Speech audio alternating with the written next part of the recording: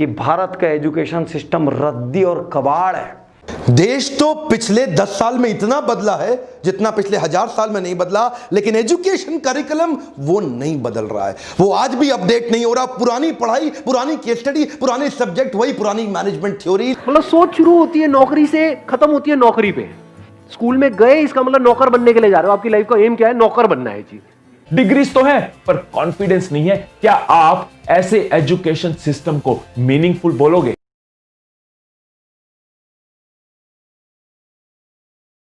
हमारा education system ऐसा तो है नहीं कि आपको सुबह से रात तक नॉलेज दी जा रही है कि आप क्या क्या कर सकते हो। दिमाग को बड़ा किया जा रहा है एजुकेशन सिस्टम में या छोटा किया जा रहा है? छोटा या बहुत छोटा या उससे भी छोटा। मतलब सोच शुरू होती है नौकरी से, खत्म होती है नौकरी पे। स्कूल में गए, इसका मतलब नौकर बनने के लिए जा रहे हो। आपकी लाइफ का एम क्या है? नौकर बनना है जी। ये मैं सच कह रहा हूं, गलत कह रहा हूं? हाँ, चाहे पैसा ज्यादा मिल रहा है कम मिल रहा है, that is not important, but life का एम क्या है? एजुकेशन सिस्टम का एम क्या है? नौकर बनाना। नॉट कि आपका दिमाग खोलना, नॉट कि आपको ऐसा बनाना कि आप नौकरियां जनरेट कर सको, नौकरियां क्रिएट कर सको। ऐसा नहीं है हमारा एजुकेशन सिस्टम। आपको सोचना नहीं सिखाया जा रहा है, बल्कि आपकी सोच को छोटा किया जा रहा है।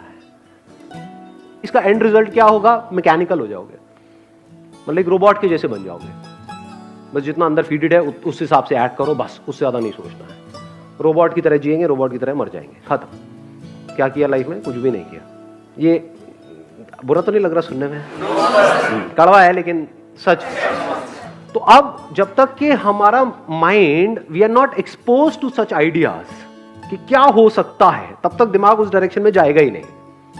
करना तो बहुत दूर की बात है। जब आप ये देखोगे कि आपके ही जैसे और लोग भी ऐसा कुछ कर रहे हैं जिसमें कोई बड़ी बात नहीं है, और इस तरह से किया जाता है, ऐसे सोचते हैं, ये होता है वो होता है, तो क्या आपका दिमाग नहीं चलने लग जाएगा उस डायरेक्शन में? अपने आप ही चलने लग जाएगा, आप चाहे चाहो चाहे ना चाहो। देखिए, कॉलेज को आज क्या चाहिए? प्रॉफिटेबिलिटी चाहिए। प्रॉफिटेबिलिटी के लिए सस्ता प्रोफेसर हायर करना चाह रहे हैं। मैं कई सारे कॉलेजेस में गया, मुझे स्टूडेंट आकर के मिलते हैं, मैं हैरान हो गया देख करके। 35-32 हज़ार रुपये महीना एक लेक्चरर को हमारे देश के अंदर मिल रहा है, और वही अच्छे लेक्चरर को हार्वर्ड के अंदर 16 लाख रुपए महीना मिल रहा है, स्टैनफोर्ड के अंदर 16.5 लाख रुपए महीना, क्योंकि वो अच्छे प्रोफेसर को रिटेन कर पा रहे हैं। और हमारे कॉलेजेस में क्योंकि अच्छा प्रोफेसर, देखिए अच्छा प्रोफेसर आएगा कहां से? 30-32-35 हज़ार रुपये महीना आप उसको दोगे, जिसको कोई नौकरी नहीं मिलती, वो जाके प्रोफेसर बनता है। लिटरेसी रेट यूथ का 92% है, मैं मानता हूं, लेकिन ये लिटरेसी रेट कागज पे है, क्योंकि आज की पढ़ाई डिग्री लेने के लिए हो रही है। वेल फिल्ड माइंड है, वेल फॉर्म्ड माइंड नहीं है, और ये वेल फिल्ड माइंड आपको कुछ नहीं देगा। हमारे देश की फैकल्टी अब 28 हज़ार रुपये महीने वाला पीएचडी प्रोफेसर, कहां से एक्साइटमेंट आएगा उसके अंदर? अब उसमें एक्साइटमेंट नहीं है, स्टूडेंट में नहीं है। स्टूडेंट क्लास अटेंड नहीं करना चाहता, बंक मारना चाहता है, वो उसको बचाने के लिए 75% का अटेंडेंस का सिस्टम रख देते हैं, डीबार कर देंगे। अब उसका मोटिवेशन पढ़ाई नहीं है, 75% की अटेंडेंस है। अब वो 75% की अटेंडेंस के लिए आता है और बैठा रहता है ऐसे। अब उसको कोई अगर बाई चांस एक आधा प्रोजेक्ट दे भी दिया केस स्टडी करने के लिए साल 2 साल के अंदर, या साल में 2-3 दे भी दिए, तो वो जाता है दिल्ली में बेड़सराय है, वहाँ जाता है, ढूंढता है, बहुत सारे प्रोजेक्ट पड़े हुए हैं, 1000 रुपये देता है, प्रोजेक्ट खरीद के ले आता है जाके, और जाके जमा कर देता है। ये हाल है देश में। आज कॉर्पोरेट क्या चाहता है? कॉर्पोरेट चाहता है एक आदमी हायर करूं, 5 आदमी का काम कर ले। और हमारे जो बच्चे प्रोड्यूस हो रहे हैं, वो 5 आदमी हायर करो, एक का काम नहीं कर पाता। उसका स्किल डेफिसिट इतना बड़ा है कि on scale of 1 to 10 MBA engineering के बाद उसका स्किल 1.5 भी नहीं है, नॉट इवन 1.5 आउट ऑफ 10 देगा। एक्चुअली ये पूरा प्रॉब्लम इसलिए हो रहा है क्योंकि कॉर्पोरेट्स को इंटरव्यू के टाइम पे MBA का डिग्री चाहिए। अब क्योंकि MBA का डिग्री उनके लिए one of the qualification criteria बन गया, इतने सारे धंधे खुल गए स्कूल कॉलेज के।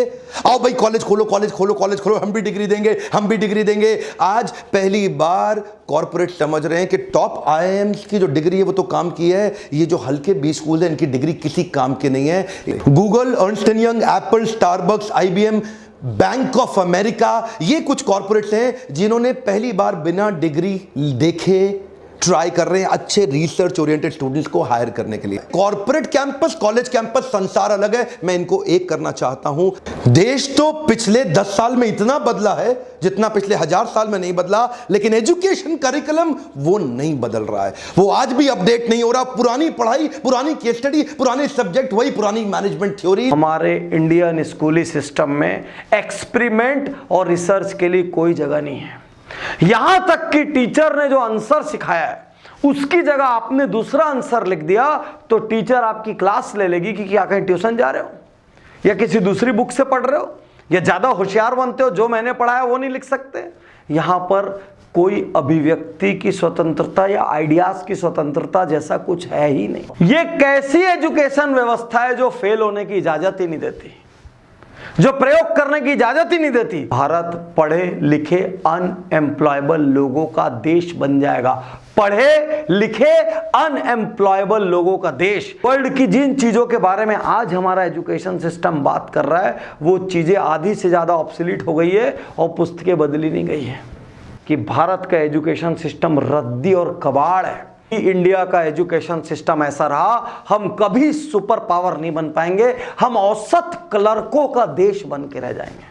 हम पूरी दुनिया के लोगों के लिए काम करेंगे और पूरी दुनिया हमको नौकर बना के रख लेगी। जो एंटरप्रेन्योर्स का देश था वो नौकरों का देश हो जाएगा। यदि आप मेरी बात से सहमत है कि भारतीय एजुकेशन सिस्टम को स्क्रैप करके प्रैक्टिकल एजुकेशन सिस्टम, जिसमें प्रैक्टिकल लर्निंग हो, जिसमें इंटेलेक्चुअल, जिसमें सोलफुल, जिसमें फिजिकल, जिसमें अपने आप से एकांत में बात करना सिखाया जाए, जिसमें खुद का स्वॉट, स्ट्रेंथ, वीकनेस, अपॉर्चुनिटी, थ्रेट जैसे एनालिसिस करना सिखाया जाए, जिसमें लिसनिंग पे जोर दिया जाए, जिसमें प्रैक्टिकल और प्रैक्टिकल पे फोकस हो, ऐसा एजुकेशन सिस्टम यदि लाना है तो आपको इस वीडियो को शेयर करना होगा। आपको इस वीडियो को इतनी बड़ी तादाद में शेयर करना पड़ेगा जिससे कि स्कूल के टीचरों की, कॉलेज के प्रोफेसरों की और शिक्षा मंत्रियों की, इन सब की आंखें खुल जाए। इस नंबर्स की रेस में हम एक इंपॉर्टेंट चीज से दूर होते जा रहे हैं और वो है purpose of education. 19th century में ईस्ट इंडिया कंपनी को इंडिया में अपनी इंडस्ट्री एस्टेब्लिश करनी थी। अब इंडस्ट्री एस्टेब्लिश करने के लिए 3 चीजें चाहिए, क्लर्क्स चाहिए, मिलिट्री फोर्सेस चाहिए और साथ में फैक्ट्री वर्कर्स चाहिए। क्लर्क्स जो डेटा डॉक्यूमेंट के रिलेटेड फंक्शन कर पाए, मिलिट्री फोर्सेस जो कंपनी को बचा पाए, प्रोटेक्शन दे पाए, और फैक्ट्री वर्कर्स जो इंडस्ट्री में, कंपनी में काम कर पाए। तो ब्रिटिशर्स ने क्या किया? ब्रिटिशर्स ने एक ट्रेनिंग सिस्टम बनाया, एक एजुकेशन सिस्टम बनाया जिसकी लैंग्वेज जो थी इंग्लिश रखी, सो दैट उनको कम्युनिकेट करने में प्रॉब्लम ना हो, वो अपनी इंस्ट्रक्शंस इन सबको दे पाए। अब आप जरा ध्यान दो कि इन तीनों चीजों को करने के लिए क्रिएटिविटी की जरूरत नहीं है। मालिक जैसा बोले वैसा करो, उठना है तो उठ जाओ, बैठना है तो बैठ जाओ।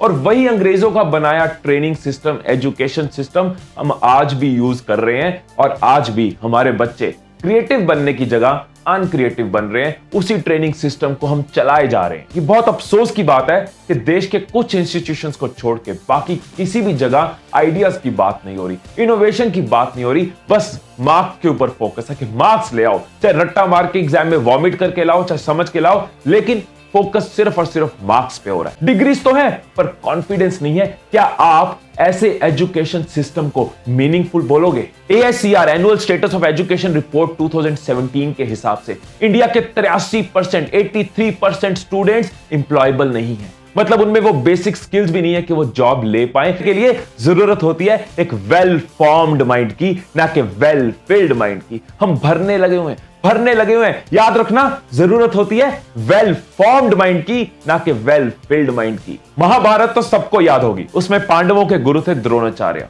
सब एक ही टीचर, एक ही गुरु से पढ़े हुए, लेकिन सबका फील्ड ऑफ एक्सीलेंस अलग अलग। युधिष्ठिर भाले से लड़ने में अच्छे थे, भीम को गदे में कोई नहीं हरा सकता था और अर्जुन को तीर धनुष में महारत हासिल थी। नकुल तलवार बाजी में अच्छे थे और सहदेव को कुल्हाड़ी चलाने में कोई हरा नहीं सकता था। द्रोणाचार्य ने सबको बेसिक एजुकेशन तो सेम दी, लेकिन ट्रेन किया उनके फील्ड ऑफ एक्सपर्टीज में। सोचो अगर द्रोणाचार्य भीम को कहते बेटा गदा चलाने में कुछ नहीं रखा, तू एक काम कर, तू ना धनुष सीख, फ्यूचर जो है ना, फ्यूचर वो धनुष में है, तो भीम से दुर्योधन तो क्या, कौरवों की सेना का एक सिपाही भी ना मरता। पांडवों की तरह हर बच्चे को अपनी लाइफ में एक द्रोणाचार्य की जरूरत होती है, जो उसको समझ सके, उस पर विश्वास कर सके, उसकी स्किल्स को पहचान सके और उसको आगे बढ़ने में मदद कर सके। पेरेंट्स में और टीचर्स में हर बच्चा अपना द्रोणाचार्य तलाश रहा। यहां पे मुझे अल्बर्ट आइंस्टाइन की एक बात याद आ गई, बहुत ही बढ़िया बात उन्होंने बोली कि हर इंसान जीनियस है, हर इंसान जीनियस है, लेकिन अगर आप एक मछली को जज करोगे उसके पेड़ पे चढ़ने की कैपेबिलिटी से, तो सारी जिंदगी वो मछली खुद को बेवकूफ मानती रही। और जाने अनजाने यही गलती बहुत से घरों में इंडिया में हो रही है। बहुत से कॉलेजेस में, बहुत से स्कूल्स में हो रही। मार्कशीट से ऊपर, किसी भी कॉलेज से ऊपर आपकी पर्सनैलिटी है, आपकी स्किल्स हैं, आप हो। मैं ऐसे कई लोगों को जानता हूं जिनके मार्क्स कम आए, ऐसे कई लोगों को जानता हूं जो टॉप कॉलेजेस में नहीं पहुंचे, लेकिन आज अपने मतलब के करियर पे, अपने मतलब की कंपनी पे हैं, टॉप पोजीशंस पे। जबरदस्ती की डिग्रियां, जबरदस्ती के मार्क्स उसको फ्यूचर में स्ट्रेस देंगे, लेकिन अगर वो अपने फील्ड ऑफ इंटरेस्ट में जाएगा तो उसकी क्रिएटिविटी बाहर आएगी, उसका पैशन बाहर आएगा, वो खुश रह पाएगा, वेल फॉर्म्ड माइंड बना पाएगा।